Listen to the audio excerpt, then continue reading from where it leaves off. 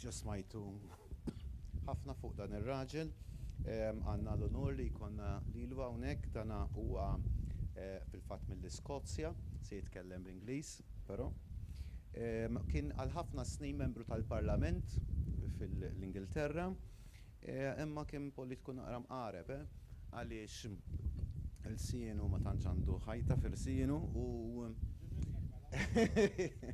u dan daħlu f'inkwiet kbir ma' Blair, mal-Partit Laburista stess, tant li Blair, ħaġa li ma semmix fil-fatt Sami kien keċċieħ mill-partit, akkużat li qed iwaqqa l-unur tal-Ingilterra. Mbagħad kien għamel partit waħdu flimkien oħrajn li kien jismu il-Partit tar-Rispett.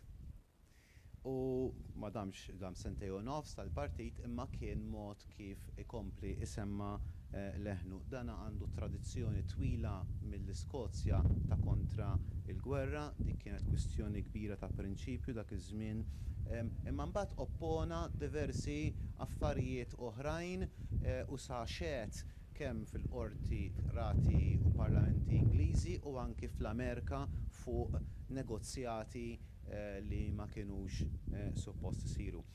Huwa jagħti appoġġ kbir lil seħibna Jeremy Corbyn u minn hawnhekk insellmu lil Jeremy Corbyn fl-Ingilterra. U għalkemm ma jaqblux għal kollox xulxin, ħseb is-Sur Galloway għadu eżempju ta' kif partit jibqa' jikkritika lilu nnifsu biex jibqa' jikber dejjem. Qatt ma jista' jgħid wasanna imma dejjem jibqa' jikber. Għalikom is-Sur Galloway, George Galloway.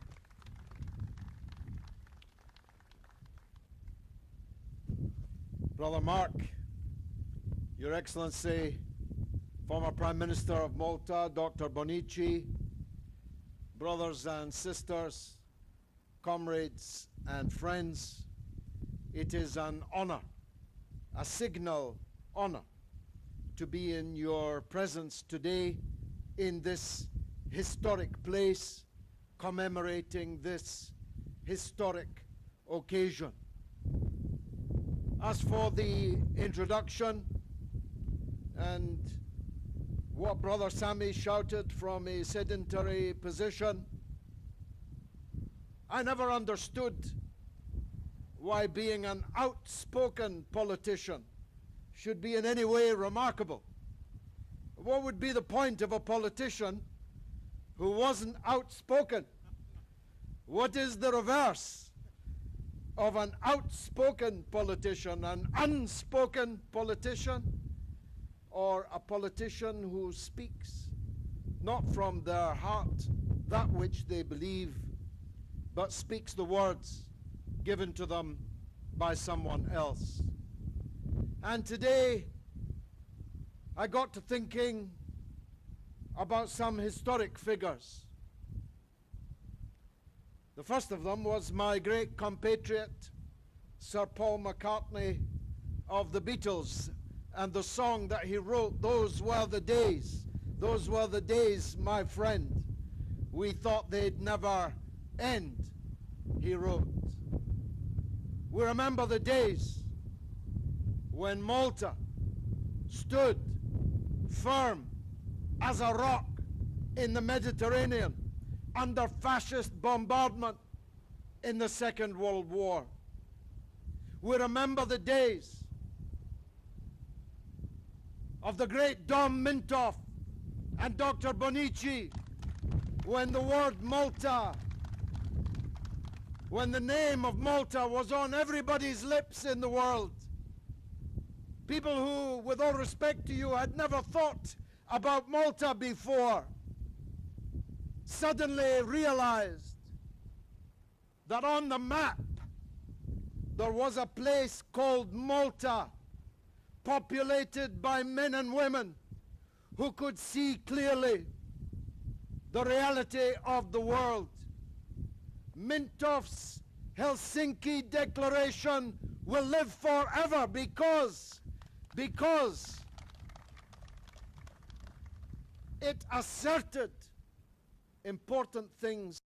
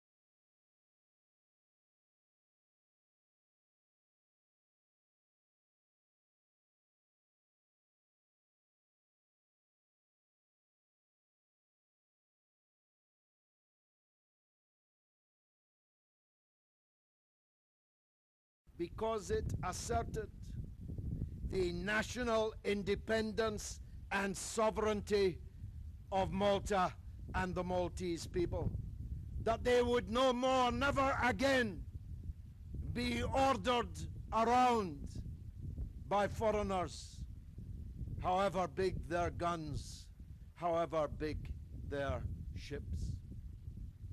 And that lesson needs to be relearned by each succeeding generation.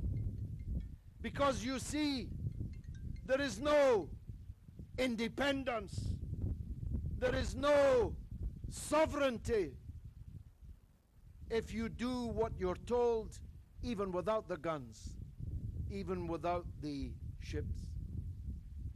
Malta has a fine constitution. I wish we had a constitution. We call ourselves a constitutional monarchy, but actually we have no constitution, still less one that has written in it those magnificent words that were quoted earlier in this meeting. But there's no point in claiming that you are neutral. There is no point in claiming that you are non-aligned if you go along with every war, every invasion, every occupation, every group of sanctions on every country that the empire decides to sanction. And on the level of the working class movement, national sovereignty, and on the level of the fight against war, guerra contra guerra, war against war, your magnificent stand that day, all of you admirals, captains of the fleet, as I say, made history, and you should be proud of it, and I'm proud to be addressing you on this occasion today. Those were the days. So what are we, a history society? Are we merely a commemorative society? Have those who came after us made the world a better place? Is everything working well in the world? Is the danger of war, including nuclear war, receding or advancing?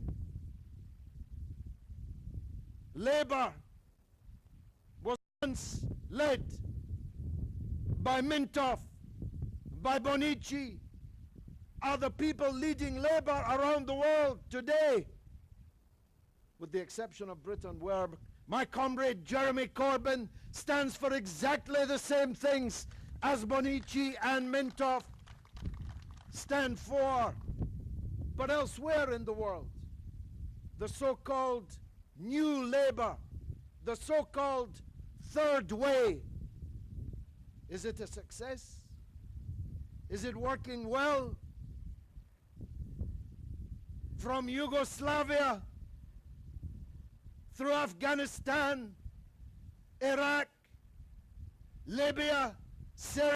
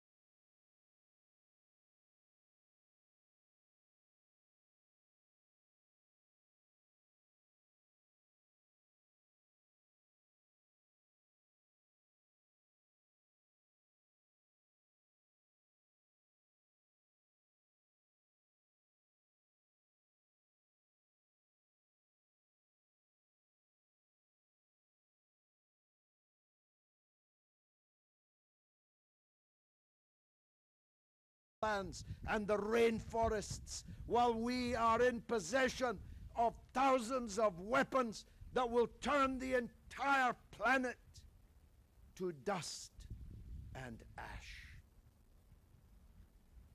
But even war short of nuclear war, you don't have to look to Latin America. You don't even have to look to Baghdad. Just across there in Libya, NATO, led by Britain and France, dragging actually the United States deeper into the quagmire, as Blair did in Yugoslavia also. What happened to Libya? Now there's no Libya. Now there's 3 Libyas, 5 Libyas, 7 Libyas. I saw a report in the Malta Times yesterday talking about some guy who calls himself the Prime Minister of Libya. And the report, to be fair to it, explained that, well, he's the Prime Minister from one of the parliaments in Libya, not the recognized parliament and the recognized Prime Minister. And there's a 3rd Prime Minister. There's a 3rd parliament. There's a 4th Prime Minister. Without a parliament, I don't know how that works. Libya is now 3, 4, 5 Libyas. Al-Qaeda, ISIS, one head-chopping, eating bunch of Islamist fanatics or another, take your pick. And Libya, when it was destroyed, blasted open a door onto the Mediterranean, and they complain about illegal immigrants. But these immigrants are fleeing through doors that they blew open and fleeing from wars which they launched and are continuing to prosecute. So we're not a historical society. We're not here just to remember. We could be. It would be nice to be. We could enjoy our retirement if those who came after us were making such a success of the world. But in fact, their record is reckless, never-ending failure and danger. That is why, on this day, we should rededicate ourselves to the cause of labor, which, as Rosa Luxemburg said, the cause of labor is the hope of the world. And I'd go further. And Prime Minister, you'll be with me, I know, in this. The same Rosa Luxemburg said, the choice for the world is socialism or barbarism. Socialism or barbarism. That remains the choice in the world today. I salute you all.